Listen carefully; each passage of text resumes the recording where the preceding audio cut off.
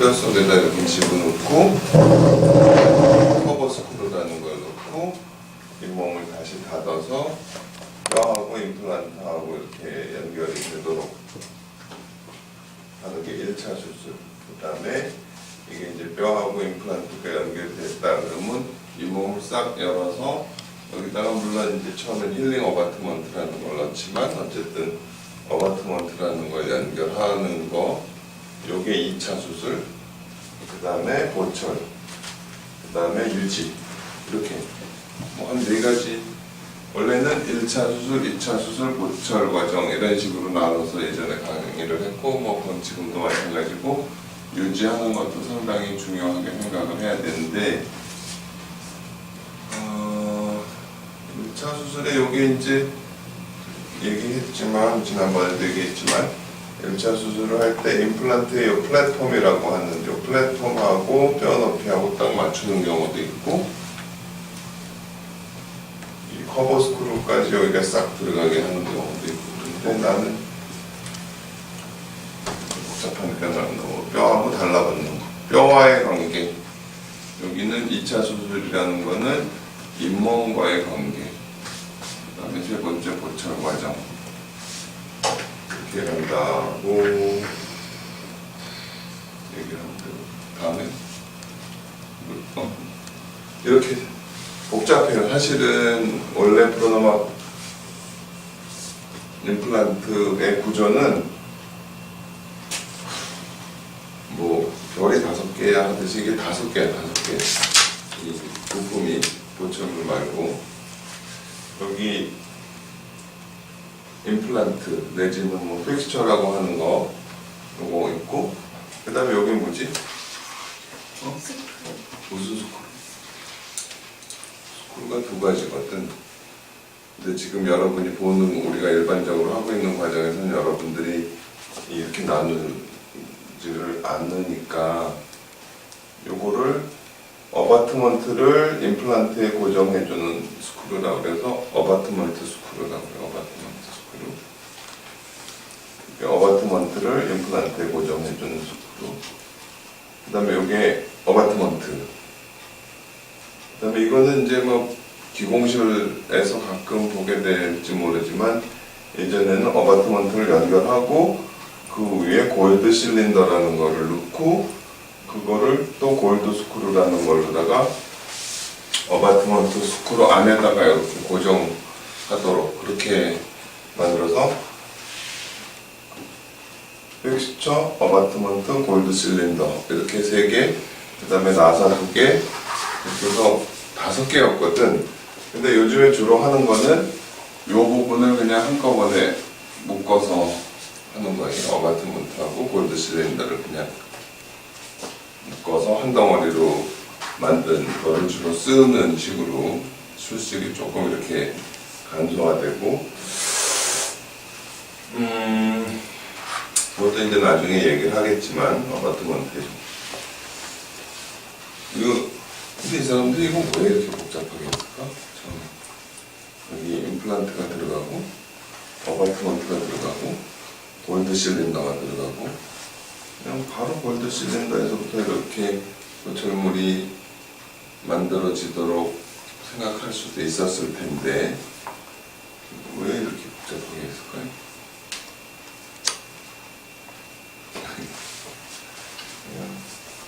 좀 복잡하니까 알 필요는 없는데 여기 임플란트는 티타늄이고 이건 골드고 그러면은 종류가 다른 금속이 서로 부딪혀 있으면 이게 전기적인 현상이 일어날 수 있다. 그래서 중간에다가 또 이제 티타늄으로 된 부속을 하나 더 넣고 임플란트가 직접 영향을 받지 않도록 하고 뭐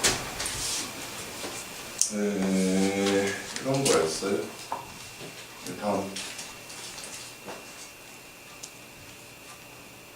요즘에는 이게 이제 아까 본 잠깐 그 전에 이게 임플란트 보철의 기본인데 요즘에는 이런 식으로 보철을 하는 경우는 거의 없기 때문에 얘기를 해도 이제 뭐 제대로 알아듣는 사람도 없고 근데 이런 어바트먼트가 또 편리한 경우가 있어요. 그 다음에 임플란트하고 뼈하고 연결되는 과정에 대해서 이렇게 처음에 우리가 이렇게 뼈에다가, 이게 뼈예요. 이 부분이 뼈에다 나사를 깎고 임플란트를 집어넣으면 그 뼈라는 게 뭐 이렇게 꽉 차 있는 건 아니죠. 꽉 차 있는 건 아니고 엉성한 부분도 있고, 그래서 뼈하고 임플란트하고 이렇게 닿아 있는 데도 있고, 뭐 이렇게 빈 공간으로 되어 있는 데도 있고, 여기는 이제 뼈대기 차겠지. 여기는 뼈에다 대고 이렇게 드릴링을 하면, 우리가 뭐 살을 갖다 이렇게 하면 여기는 뭐 상처를 좀 받겠죠, 그죠? 많이는 아닌데 그 속은. 그래서 여기는 원래 그냥 내 뼈고, 이거는 내 뼈 중에서 그 드릴하면서 약간 상처를 받은 뼈, 그다음에 임플란트. 근데 임플란트의 기본이 내가 면역하고 치유라고 그랬잖아.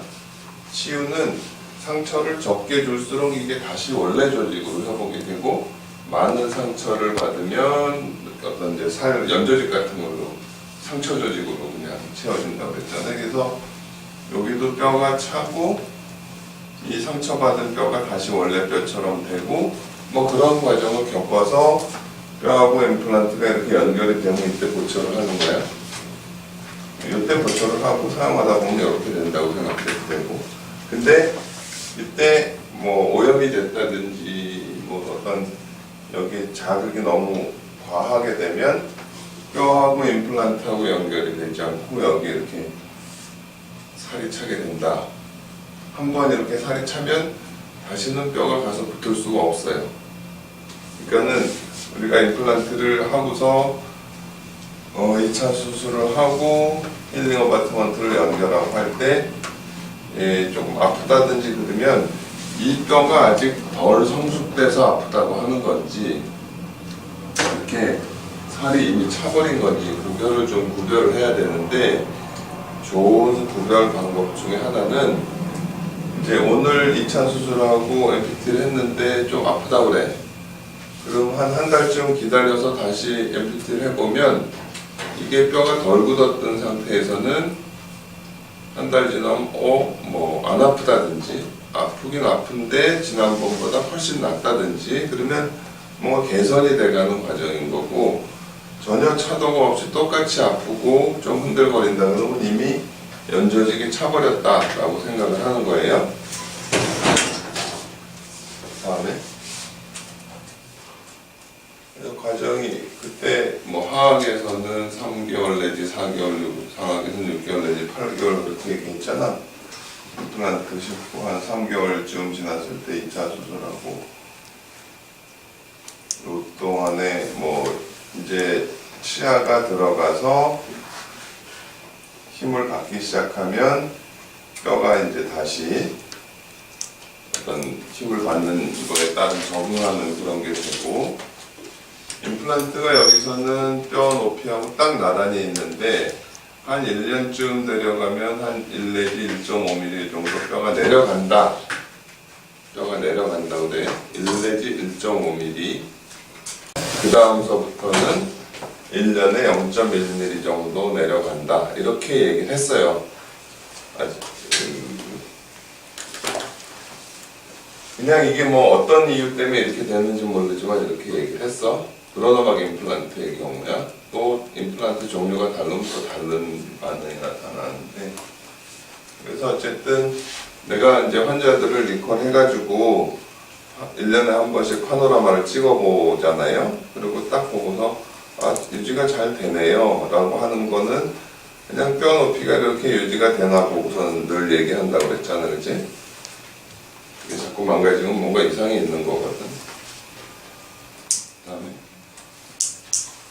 그래서 여기 보면, 근데 우리가 그림상으로는 뼈가 이렇게 일자로 있어서 뭐 임플란트가 이 속에 들어갈 수도 있지만 실제로 뼈 높이가 이렇게 완전히 평평한 건 하나도 없어. 임상에서는 여기는 높고 여기는 좀 낮고, 같이 심어도 여기는 커버 스크루 높이만큼 딱 들어가고 여기는 커버 스크루가 조금 나오고 뭐 이런 식으로 되는데, 중간 정도에 보통 잡아서 하는데, 이렇게 커버 스크루가 딱 들어가고 뼛속에 임플란트가 들어간 단계가 1차 수술한다라고 얘기됐고, 이때 뭐 열도 안 나야 되고 오염도 안 돼야 되고 방향도 잘 맞아야 되고 간격도 잘 맞아야 되고 뭐 그런, 보면 2002년 11월이네요. 다음에 그 다음에 이제 2차 수술이라는 걸 했어. 힐링 어바트먼트를 가는 게 2차 수술. 다음에 그 다음에 결정을 이렇게 잘 안 보는데, 어쨌든 이때 이제 이상이 없으면 프로비저널을 만들죠. 우리가 하는 수식이 또 그렇죠. 그리고 이걸로 이제 사용을 해봐서 문제가 없다 그러면 다음에 아까 걸로 해봐요. 이 프로비저널이라는 거는 고철에서는 그냥 필수야, 필수. 지금 이제 캐드 캡이 나오고 뭐 앞으로 어떻게 될지 모르지만, 근데 프로비저널이라고 하면 일반 기공소에서도 제일 초급자가 만들고, 어떨 때는 이제 템포럴이 만들어 오라면 모양은 훨씬 잘 내오는 거. 다음 똑같은 건가? 10월 25일 날 심었고, 그래서 항상 우리가 입안에 뭔가 들어가면 파노라마를 찍어놓으라고 그랬잖아요. 기록이 돼야 되잖아요. 엑스레이만 쭉 봐도 이 사람이 어떤 결과를 1차 수술할 때 찍고 2차 수술하고 찍고 프로비저널 들어가면 찍고 최종 고철물 들어가면 찍고 그런 식으로 한다고 그랬어요. 네. 그 다음에 아까 한 2달 있다가 지금 2차 수술한 것 같은데, 힐링 어바트먼트가 이렇게 떴죠, 그죠? 힐링 어바트먼트가 이렇게 떠 있어요. 그러니까는 여러분이 항상 우리가 지금 하는 그 익스터널 헥스라는 임플란트는 제일 중요한 게 플랫폼하고 위에 있는 어바트먼트가 딱 정확하게 딱 붙게 하는 게 굉장히 중요하다고. 항상 이걸 어바트먼트든 고철물이든 딱 뺐을 때 이 플랫폼이 깨끗하게 반짝반짝하게 보여야 제대로 맞는 거고, 그래야 탈이 안 생긴다고 그랬어요. 이거는 아마도 이 어바트먼트가 약간 이렇게 넓어지기 때문에 이 부분에 뼈에 어디 걸렸다든지 그랬을 거예요. 그거를 우리가 수술할 때 그래서 뭘 해주지? 뭐라고 해? 본 프로파일링이라고 해요. 프로파일링. 약간 이렇게 힐링 어바트먼트가 들어가게 뼈를 살짝 깎아주는 거. 그 다음에 한참 있었는데, 한참 있다가 이제 완성을 했는데, 언제, 여기 지금 뼈가 이렇게 내려간 것들이 좀 있거든요, 그지? 도소리제이션이라고 임플란트 주변에 뼈가 이렇게 내려가, 1 내지 1.5mm가 내려간다. 다음에 한 1년 있다 지나도 이게 한번 좀 내려가고 그 다음에 이대로 거의 유지되는 듯이 보여야 된다는 거예요.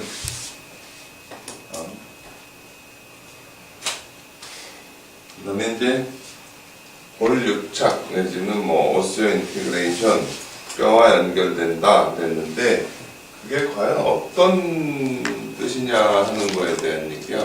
골 유착이라는 거 그건 번역이고, 오스티오 인티그레이션이라는 거가 도대체 정의가 뭐냐, 어떤 거냐.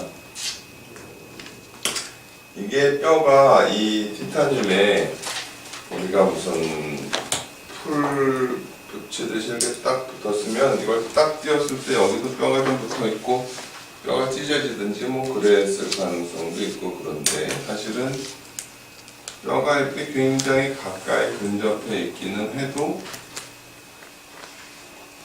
착싹 붙은 거는 풀이 붙듯이 붙은 거는 아니다 라고 생각이 돼요. 그러니까 이 임플란트를 무지하게 강한 힘으로 삑 돌리면 이게 빠진다고. 정상적으로는 안 빠지고. 이런 거다. 완전히 뼈가 붙었으면은 뼈가 빠개질 수도 있고 그렇잖아, 그치? 그렇죠. 다음에 그래서 임플란트의 정의가 뭐 이렇게 뭐 많았어. 여기는 보면 이제 77년의 정의는 뼈하고 임플란트가 직접 붙어서 중간에 연조직이 없는 거, 연조직이 차 있지 않은 그런 거를 인티그레이션이라고 한다라고 했다가, 이게 또 뭐 애매하니까는 무슨 뭐 구조적, 기능적 연결이다. 이게 되게 또 애매해.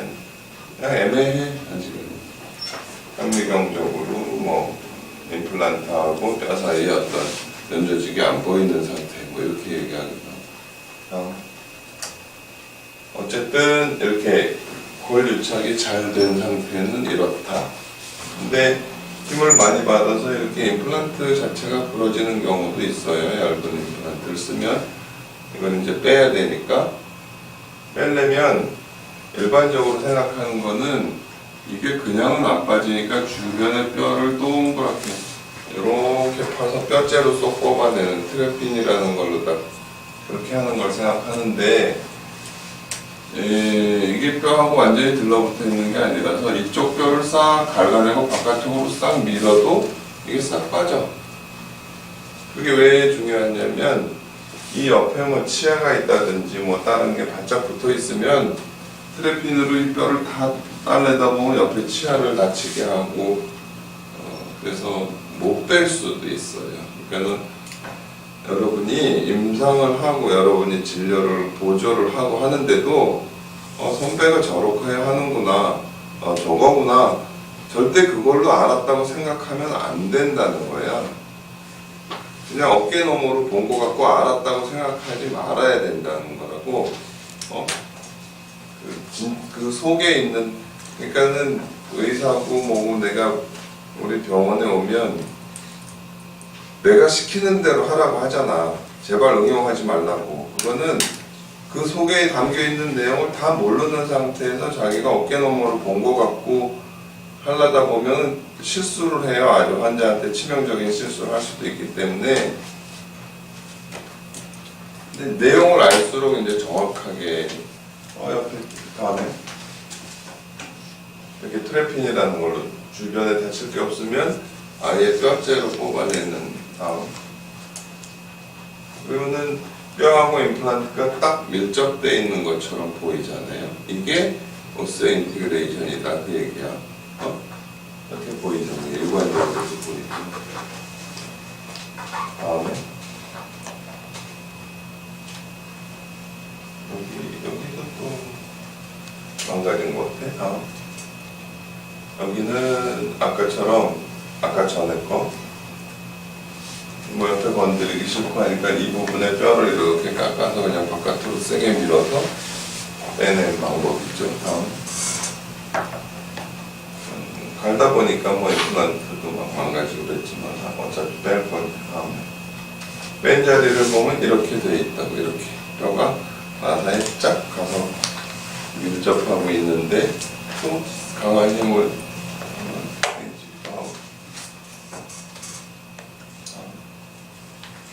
요거는 이제 뼈가 안 붙은 경우, 뼈가 안 붙은 경우는 그냥 이렇게 돌려서 빼면 슬슬 빠져요. 맞지만 다음에 빼면은 주변에 뼈가 하나도 안 붙어 있고, 뺀 자리 보면 이렇게 살이 뺑 차고 뺑, 이런 거는 우리가 이렇게 건드리면 계속 흔들거려. 한 다리 가도, 두 다리 가도, 세 다리 가도 그냥 흔들흔들. 그때 이제 판단하고 이건 빼고 다시 해야 되겠구나. 다음에 이런 살을 다 긁어내요. 다음에 저번에 왜 티타늄이라는 게 우리가 순수 티타늄을 볼 수가 없다고 그랬잖아요. 어떤 산소가 있는 완전 진공 상태, 산소가 없는 상태가 아니면, 산소가 조금이라도 있으면 금방, 여기 보면 시간이 10의 마이너스 8승 분의 1초 만에 산소랑 딱 붙어버려. 1억분의 1초 만에 산소랑 딱 붙는다는 얘기야. 그러니까 도저히 뭐 보기가 어렵죠. 시간이 지나면서 뭐 이게 티타늄이고 여기가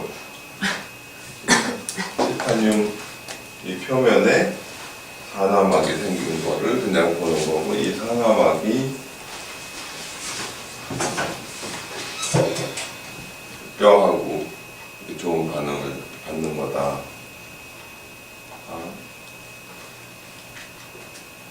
다음.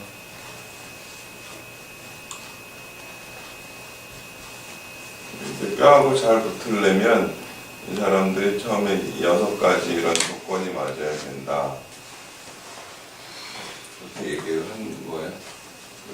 예전에 내가 다 설명을 면역이니 뭐니 하면서 재료가 이제 생체 시단성이 좋아야 되고, 임플란트의 구조, 표면, 요거는 이제 임플란트 자체에 대한 얘기고, 그 다음에 임플란트 심을 부분의 뼈의 상태가 좋아야 되고, 수술도 잘해야 되고, 힘도 잘 가야 되고, 뭐 그런 기술적인 거, 요건 임플란트 자체에 대한 거.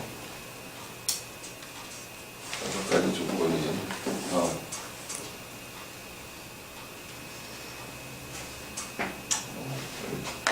임플란트가 말이에요. 이제는 좀 많이 껌값이 돼버렸어. 예전에 수액 임플란트 하나 오면 요만한 임플란트 하나가 뭐 30몇만, 한 30만 원쯤 했어, 임플란트 하나. 근데 실제로 이제 임플란트를 만드는 공장에 가보면 이걸로 만드는 거야. 이게 티타늄 철사, 그냥 고운 철사 같은 게 이렇게 막 있어. 이거를 이렇게, 이게 임플란트를 만드는 재료라고 그러면 이게 아니 굉장히 빠른 속도로 돌리고 여기 이렇게 깎는 연장이 있어서 이게 뭐 이렇게 됐다 이걸 계속 돌리면서 안으로 가고 올라갔다 내려갔다 올라갔다 내려갔다 하면서 이게 나사가 만들어지는 거야.